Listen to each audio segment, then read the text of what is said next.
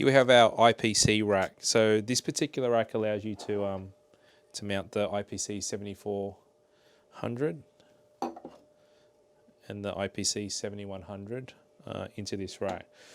So the purpose of this rack is allow it to be mounted into a 19-inch data cabinet and keeps it all nice and tidy.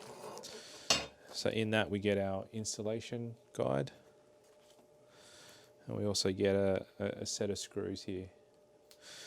So the way this rack works is that we take our IPC-7400 and we actually remove these 4 screws here, and then what we do is we then take our IPC rack, place that over the top, and then with these 4 new screws we basically mount the IPC units back into the rack.